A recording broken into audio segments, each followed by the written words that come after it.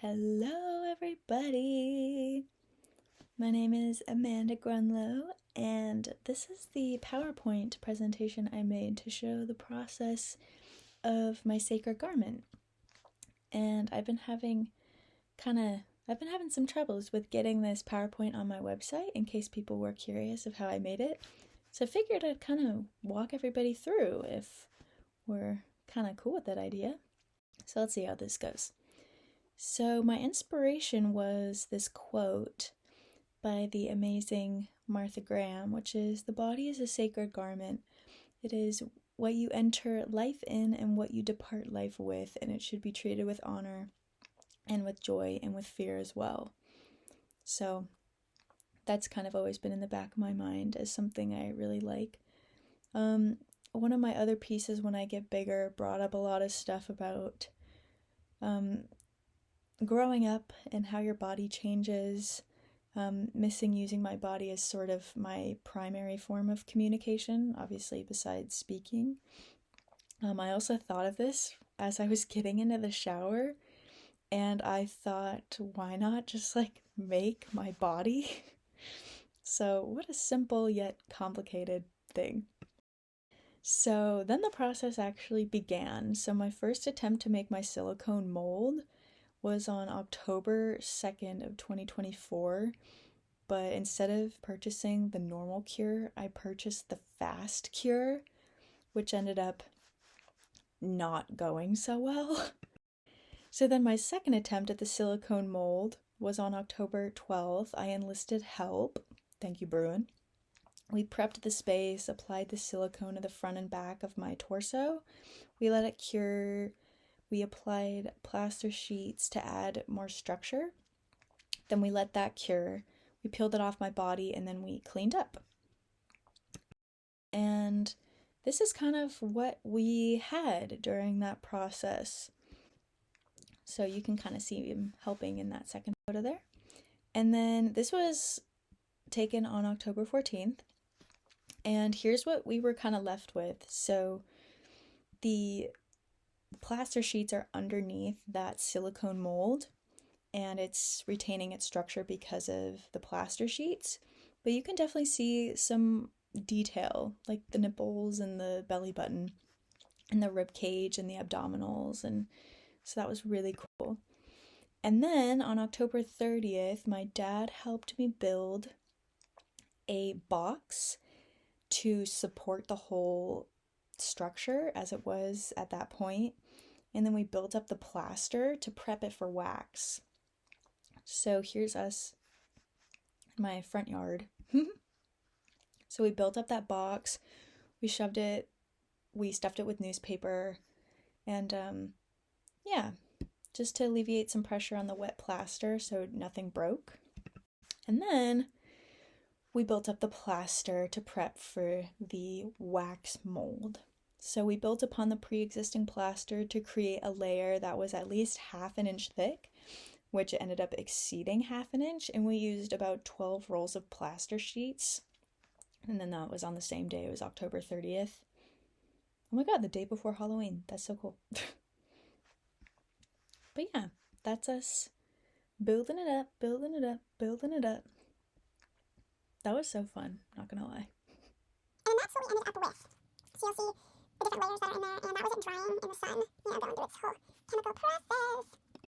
And then we had more prep for wax, or at least I did, sorry. So I had to build a clay dam around the edges so the wax wouldn't get underneath.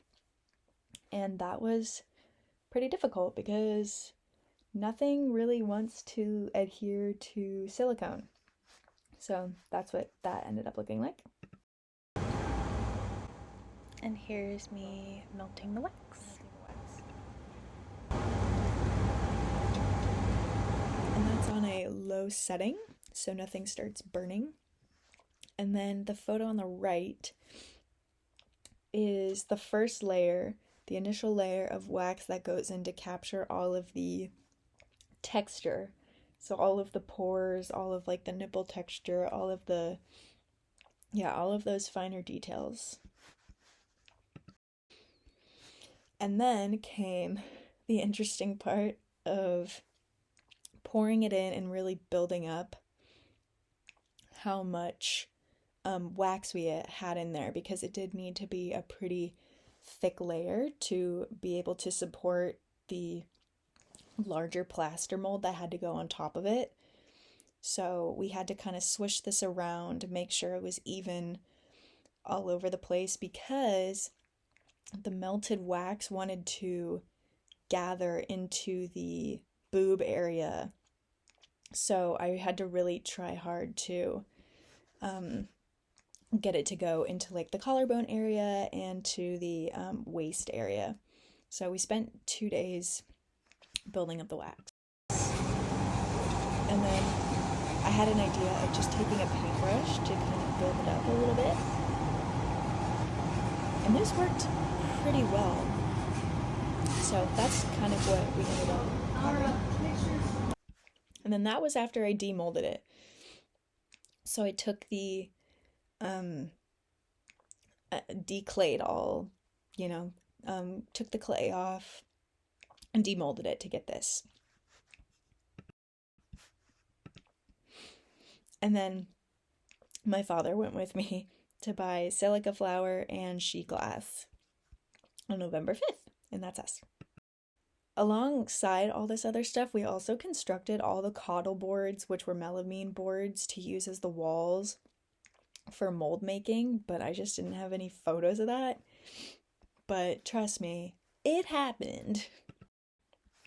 And then from here, set up kind of a wax melting station in the living room. And here's me melting the wax with my respirator on, because that was smelly and possibly carcinogenic. But it's okay. Well, I don't want to say it's okay, but yeah, so that's what happened there. And then I built clay walls around the edited edges of the wax and constructed a temporary box out of the cottle boards that would house the plaster.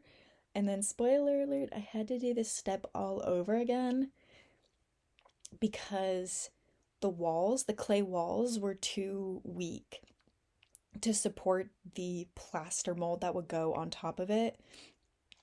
With the amount of plaster I needed, like, the clay would have just collapsed under its own weight. So I had a mental breakdown and I hid for a week. But when I came back, I made new clay sidewalls that were much stronger. And then, so that got me back on track to being ready for the plaster. And then on November 13th, with Michael's help, we applied the plaster. And then you can see how big this gets. And it's important to mention the dowels here, because when we slump glass into it later, we need air holes so it doesn't suction. And then I spent 2 days melting the wax out.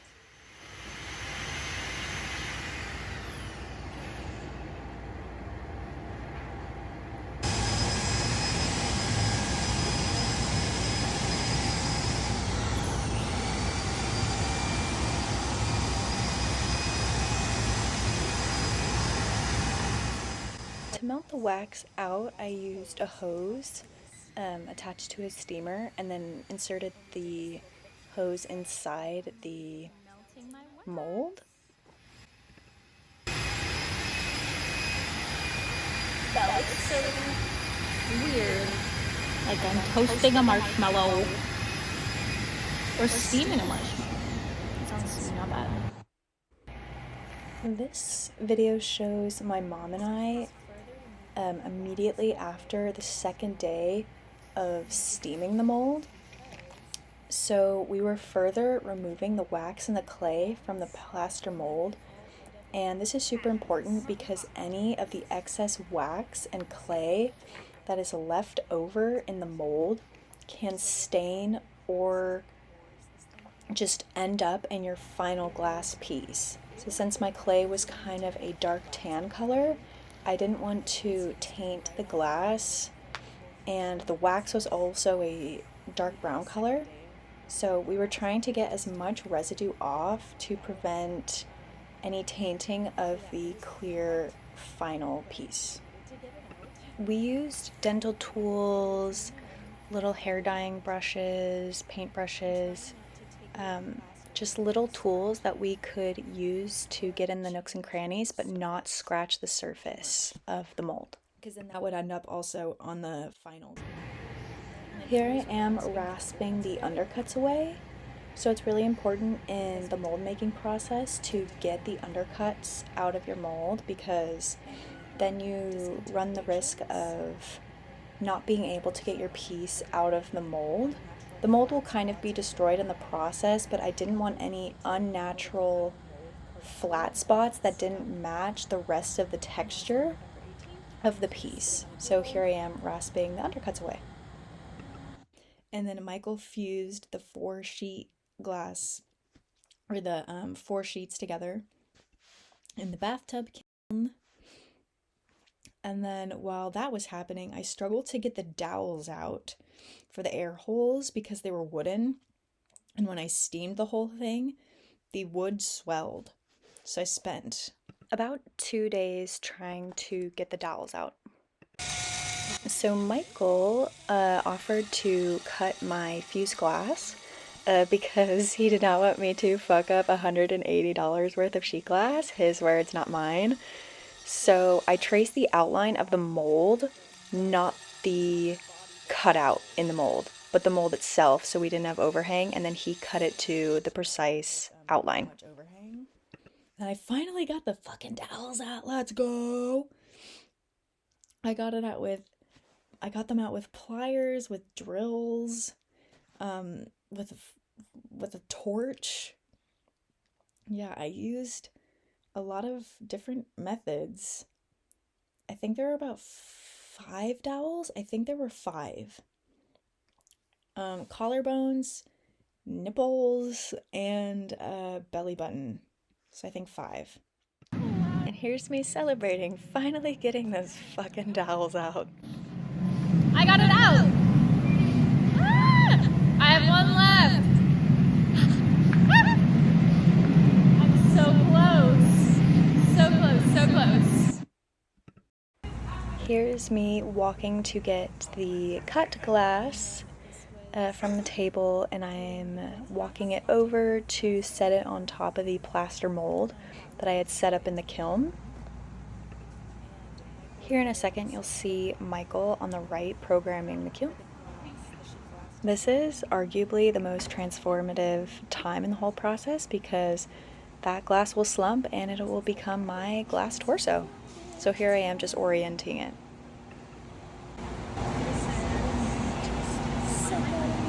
Figuring out the orientation.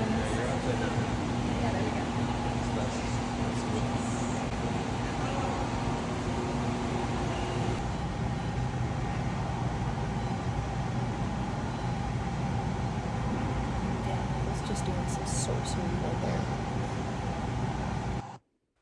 And here's it immediately post-firing and my immediate reaction. I need your reaction! Oh my god. Looky.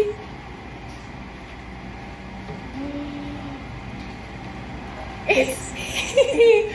Oh my god. Wow, it's really nice. It worked! Oh my god. It's so exciting. Oh my god. Oh my god. Amazing. Oh, Like, amazing. can you take a photo of me? I'm just now realizing I get sick often because I'm sick right now while recording this. As you can tell. And then here's some photos of it next to me, and then on our little documentation table. Looking great. So here's Michael on December 4th cutting off the excess glass with his angle grinder. He did not let me use that angle grinder, understandably, until I was formally taught how to use it. So that excess, like, flange, I guess, he's cutting that off, just so it's the torso without that excess around the edge. And that's so cool. Look at it. The torso's like filling up with water. Oh my god. I love that so much. It's so cool. And then I think he empties it out here in a second. Splash! There we go. Oh my gosh, I love it. It's so cool.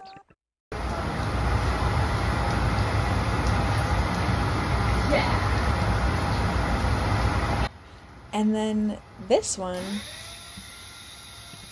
video, I am removing more material. So besides the excess around the edge, I also had to go in and edit the neck hole for the neck and for the armpits so that I could actually wear it. And then after that, I had some rough edges, so I had to sand down the edges, but I needed some lubrication so I wouldn't crack the whole thing, so I had this whole water set up, and I got a drill bit to help me kind of move the process along.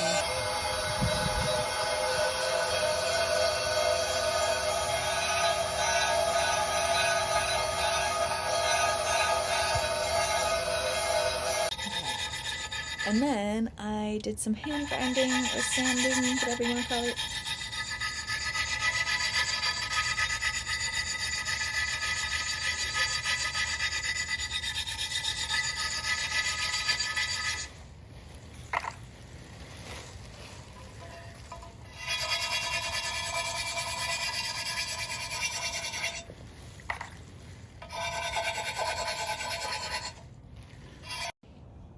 And then here's me finishing at 1,000 grit and technically completing it, which is crazy. Did I just finish?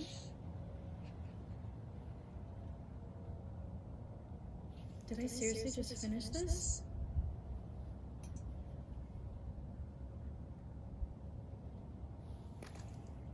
Did I finish? Rinse it off first. Rinse it off first. Maybe I did. Oh my god. Okay. Rinse it off. Rinse it off. So that was technically the final step of cold working it. Now it's December 16th, so the final documentation and movement exploration part of the process happened on December 20th. So that was approximately 2.5 months of work. So yeah, from October 2nd to December 20th. Yeah, that's how long the My Sacred Garment process was. Yeah. I partially, or actually, I really did all this documentation for my own kind of selfish purposes of trying to remember what I did so that if I did want to do something similar, I could do it again. So, yeah, this is, I guess, mainly for myself, but if, in case anybody else is curious what I did and my failures and fallbacks, you can learn from my mistakes. And, yeah, it's very ambitious, but you learn a lot about yourself and you learn a lot about glass. Yay, that was my sacred garment process. Thank you!